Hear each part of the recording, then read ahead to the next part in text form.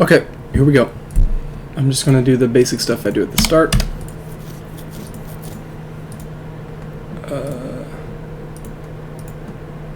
Exterior crocodile, alligator, a Chevrolet movie theater. I'm not doing any measurements on this. I'm just gonna be making a shape, and I've only got a few references pulled up.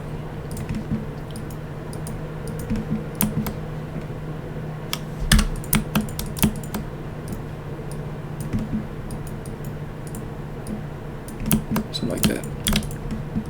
Man, I wish I could just get rid of these tracks. I guess that'll work. Okay. So I think it's probably better just to start with that front piece. So let me make sure I have some backup points. And it curves quite considerably at the front. You know, it has kind of this shape. Before rolling out. Right there, and then straight out again. About that. And then I might want to. Oh, that's about the right width. And then up top. Here we go. So this piece connects directly to, so I need to keep it like that. But then this actually does kind of, actually, this is a feint. This is sharp, but not as sharp as it will be, because there's also this. Oh, I forgot.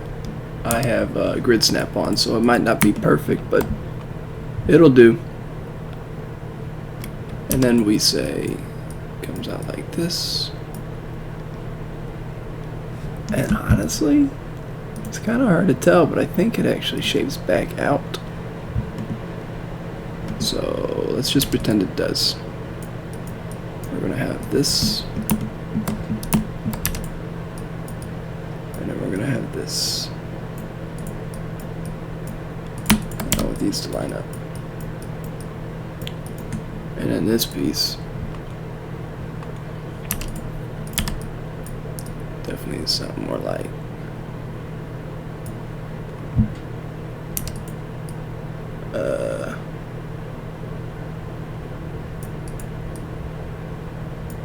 this, and then it shakes out considerably. That. Okay. I know for a fact this will be a face. Now, what you might want to do is directly connect these and start edge splitting down the center. That's not what I'm going to do, because what I want to do is create the bevel. So the first thing I do is I'm going to select this ring or row or whatever. I'm recording, right? Yeah, I think so. And I'm just going to kind of place it out in front. And that's going to give me the starting point for making this bevel. Now, this I'm going to... I don't want to do that. I'm not going to do the bevel for the front. I'll just bring it up like this. Just kind of for a whip. Flip that. Okay. And then it seems like this should be longer. And then, yeah, and then these get pushed back further.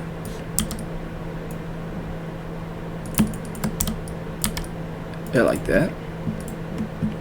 Girl.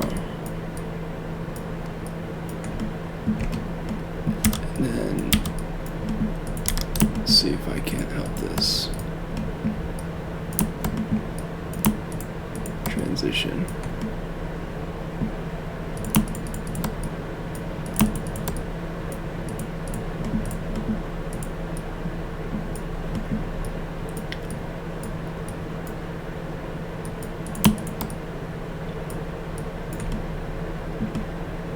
Now this is kind of a fucked up way to do it, and it's probably not the right way to do it.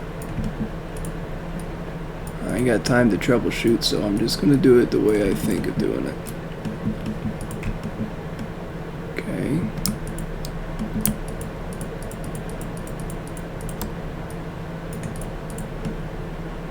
And the one thing I need to make sure of is that I continue this angle correctly. It's this part. In fact, what I can do is this, is that, and this, and this. Yeah, that's how I would have done it. Here we go.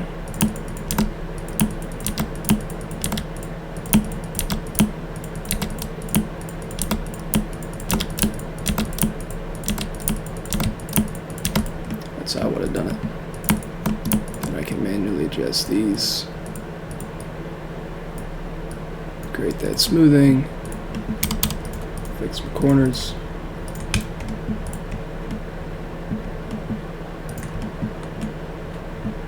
You can see this is not right. Bring it down a little bit. Yeah, add the smoothing. And there we go. Now, there is something called control edges, which, you know, I should use to fix the shading. So let's do that. For now, I'm just going to delete this. No, I'm not. That's what I want to do.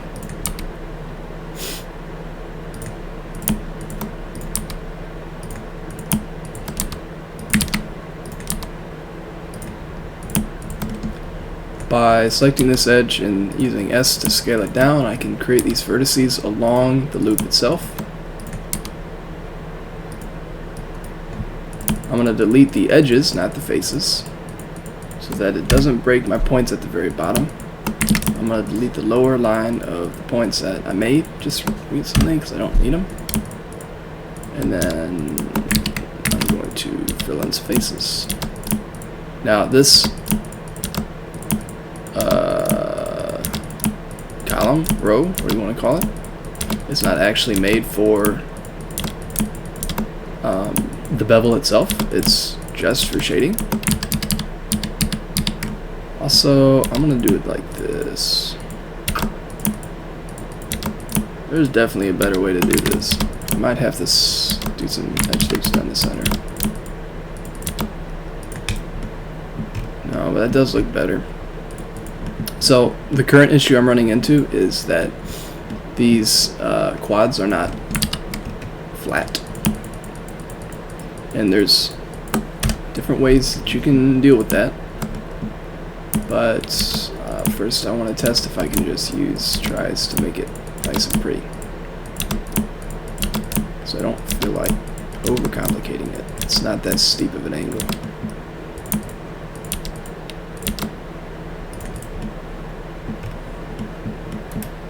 Okay. I don't like it.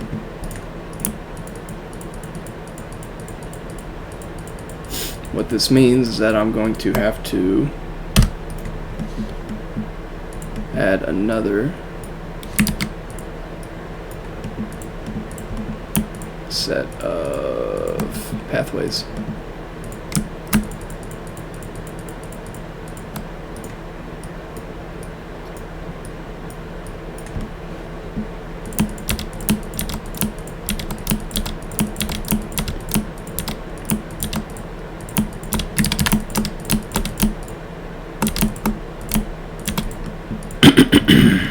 Okay, this goes like this, and this goes like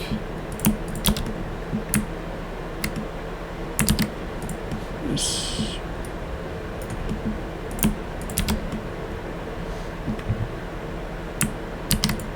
This one there. this. It's above. That's not too high. I'm going to increase that. And then this.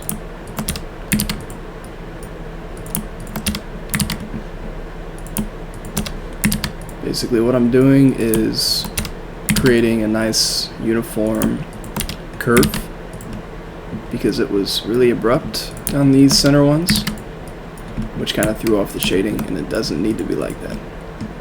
Now this one needs to be flat because that's what it's like on the front. So this should be a straight edge. I might have forgotten to get rid of that. This should be slightly off. There we go. Now I should fill in.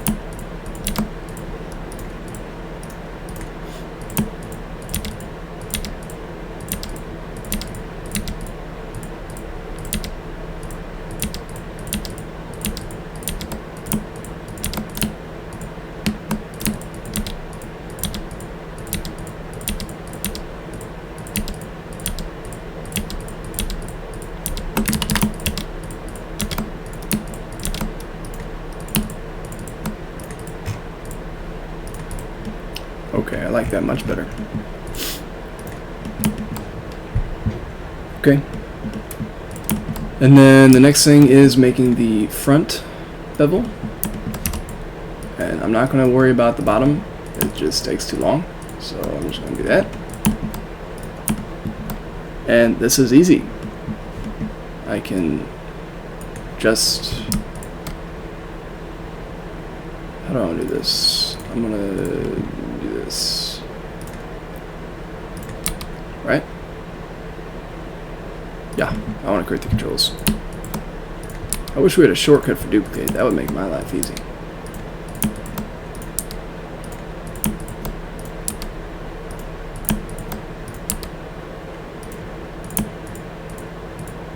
Oh, bing, bing, bang, I'm so happy when you come.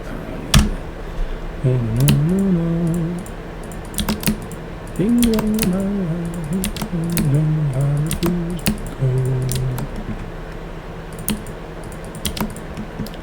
I'd do the same on the bottom if I cared. And something like this, it's absolutely okay to do this. And don't let anybody tell you otherwise. This one time, edge splits are okay. So, the big thing to know is that control edge right here is stopping the shading from getting fucked up over. Now, I should show you what it looks like without it. So, see on the left how it's super bright for no reason, and on the right it's not. That's what the control edge is for. Okay, so we're here. I'll just quickly show you how to make a circle. This is the tried and true Joe Weyl. What's Y? Let's see.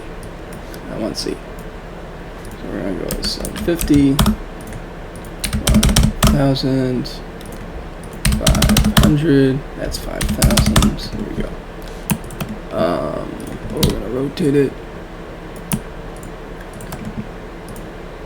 So because I'm rotating it about that center axis, it maintains its perfect geometry, and you can use this to make all kinds of circles, ovals, all that good fun stuff. I always like to keep, you don't need to keep that center part, but I always like to keep it.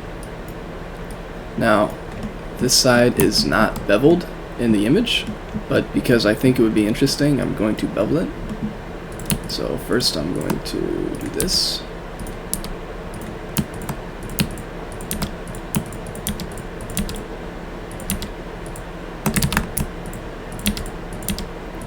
So I have the circle to work with as my base face.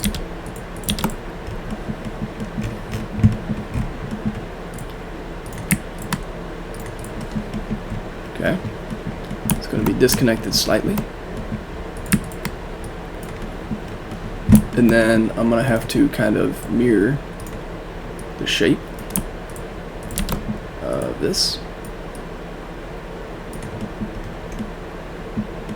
Okay. So I'm going to have this. And then we're going to have this. Again, I'm not going to do the bottom, but I will do the top.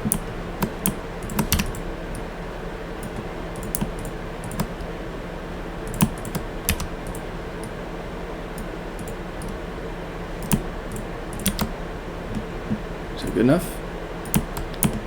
Yeah, but I'm going to want to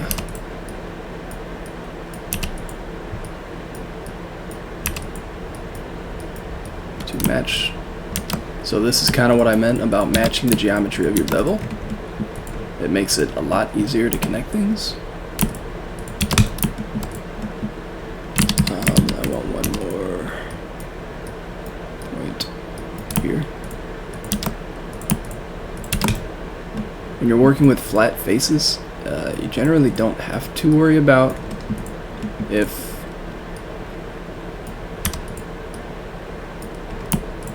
your faces are too small. You won't usually get void faces. Something like that should be fine.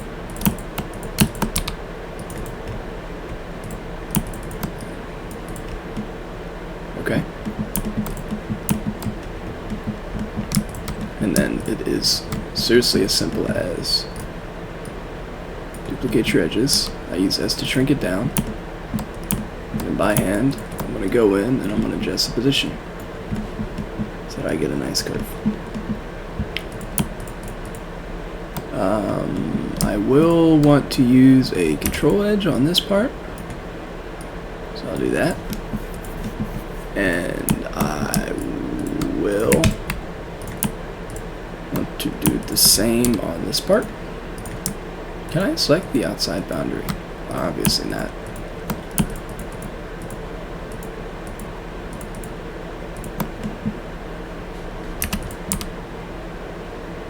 And on the third day, he complained that gas prices were too high. That didn't work. Well, why don't I do this?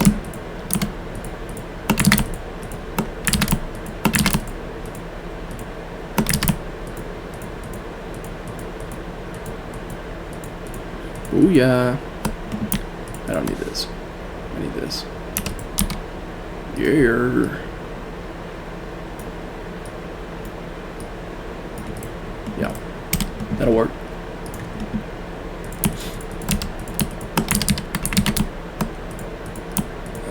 This.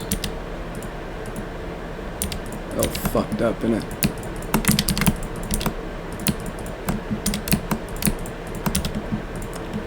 Yeah, that'll work.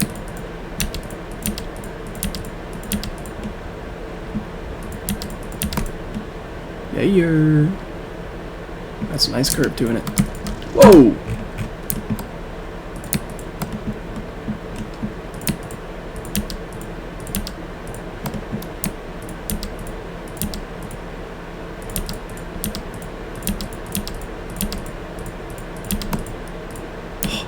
Shit takes forever.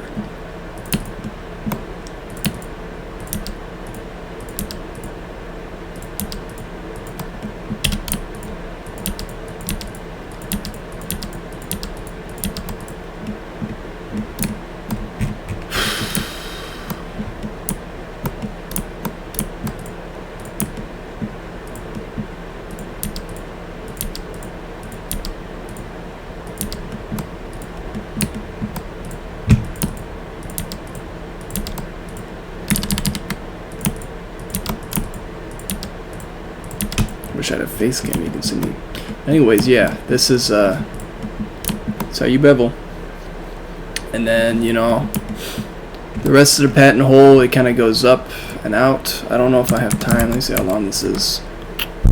20 minutes already? Yeah, so I'm gonna end it there, but this is kind of intro to beveling. I can send you this if you want. As always, My PayPal's in the description. Send me $100.